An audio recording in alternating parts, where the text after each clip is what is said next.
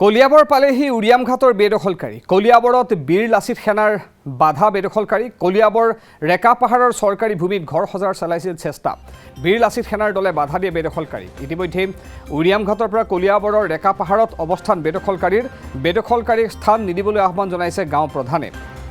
একাংশ সংখ্যালঘু লোকে আশ্ৰয় দিছে বেদখলকাৰী কলিয়াবৰত এই ঘটনা সংঘটিত হৈছে উৰিয়াম ঘাটৰ পৰা যিসকল বেদখলীকৃত লোক বেদখলকাৰী তেওঁলোকে নগাঁও জিলালৈ ঢাপলি মেলিছে নিজৰ ঘৰ বাৰী এৰি আৰু কলিয়াবৰ পোৱাৰ পাছত তেওঁলোকে ৰেকা পাহাৰ অঞ্চলত একাংশ সংখ্যালঘু লোকৰ সহায়ত তাত আশ্ৰয় গ্ৰহণ কৰাৰ বাবে চেষ্টা চলাইছিল কিন্তু বীৰ লাচিত সেনাই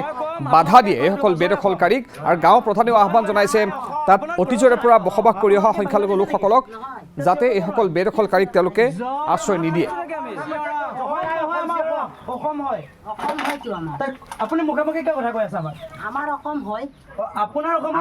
হয় আপুনি মুখামুখি কিয় কৈ আছে মই যিটো কৈছো সেইটো কৰক বাছ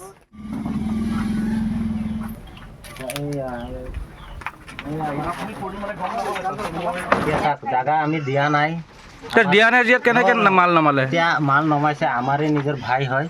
সেই বুলি আহিছে এতিয়া নিজৰ ভাই ককাই বুলি আমি পৰিচয় দিছোঁ আপোনালোকে আমাৰ যদি অসমৰ মানুহৰ যদি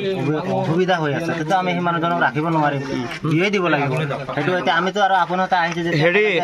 আমি জানিব পৰা মতে আপোনালোকক পুলিচে বা কোনোবা চালান এখন দিছিলে চালানখনত লিখা আছে আপোনালোক ক'ত যাব চালানখন ক'ত চালানখন আনা নাই মই সেইটো আমাৰ চালানখন আনা নাই যে আপোনাৰ গাত দুখ আপুনি কিয় আনা নাই আপুনি হোৱাটছআপ কৰি কাৰোবাক বুজক এইটো নাজানো দে বেলে পুলিচে নিদিয়ে জানো লিখি পেলাই আপুনি চালানটো দিব লাগে কোন থানা পৰা চালানখন দিছিলে এইটো উইডংগড়ত আপোনাৰ কোনোবা চিনাকি আছে তাত আছে আপুনি হোৱাটছআপ কৰি খুজিব পাৰিব হোৱাটছআপ কৰি খোজক হোৱাটছআপ মোবাইলত খোজক তেওঁতো চিনিয়ে নাপাওঁ আপোনাক কালি এখেতে ফোন কৰিছিলে আজি ফোন কৰিছিলে আপুনি মাল নমাব হাক দিছে মাল নমাব হাক দিছে হাক দিছোঁ মানে দীঘালক কৈছে মই কৈছোঁ যে মালকেইটা ইয়াতে নমাব নালাগে সিহঁতক পঠিয়াই দিয়ক একদম ইমিডিয়েট পঠিয়াই দিয়ক একজনৰ কাৰণে কিয় মানে আপোনাক 10 মিনিট ৰখিবলৈ কৈছিলে গাড়ী খালী কৰিবলৈ মানা কৰিছিলে আপুনি কি স্বাৰ্থত আপুনি গাড়ীখন খালী কৰিলে নে আপুনি উস্তাদি মাৰিছে গামবুঢ়াই কি কৰিব আপুনি ভাবিছিলে নেকি তেনেকুৱা কোনো ভাবা নহয় নাই এতিয়াতো আমি গম পাইছো আপুনি গামবুঢ়া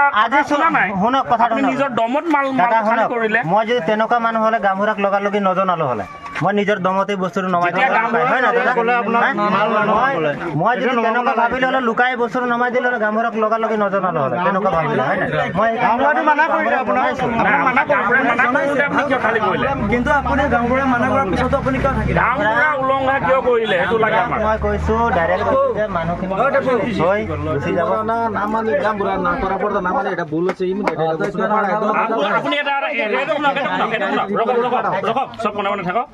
এতিয়া আপুনি গামবুঢ়াক ক্ষমা বিচাৰক আপুনি গামবুঢ়া ভুল হৈ গ'ল মোক মাফ কৰি দিয়ক, হৈ গ'ল আমি গামবুঢ়া কি হৈ গ'ল তেনেকে নেকি কথা ধেমালি বুলি ভাবিছে নেকি? আপুনি কি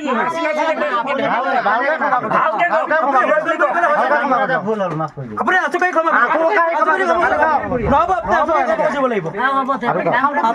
কি হৈ গ'ল আকৌ আপুনি আঠুকাৰী ক্ষমা খুজিলো হ'লে মোৰ ভুল নেক্সট টাইম এনেকুৱা নকৰিব আৰু এতিয়া চাওক আমি গম পাইছোঁ উৰিয়াম ঘাটৰ পৰা 3খন গাড়ী আমাক কলিয়াবৰৰ মিছাত সোমাইছে বুলি গম পাইছোঁ ইতিমধ্যে আমি এখন গাড়ী ধৰিবলৈ সক্ষম হৈছোঁ তেওঁ ৰেকা পাহাৰ কি নাম আছিলে তেওঁজনৰ আপোনাৰ নামটো কি আছিলে আব্দুল হুছেইন ঘৰত তেওঁ আহিছিলে তেওঁলোকে মানে ঠাই দিছিলে থাকিবলৈ আমি লাচিত সৈন্য ওলাই আহিছোঁ আমি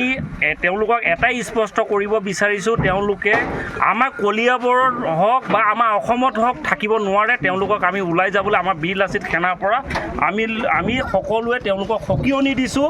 আগন্তুক তেওঁলোকে আৰু এইটো ভাবিবও নোৱাৰিব আমাৰ অসমৰ পৰা ওলাই যাব লাগিব তেওঁলোক জয় আই অসম জয় অসম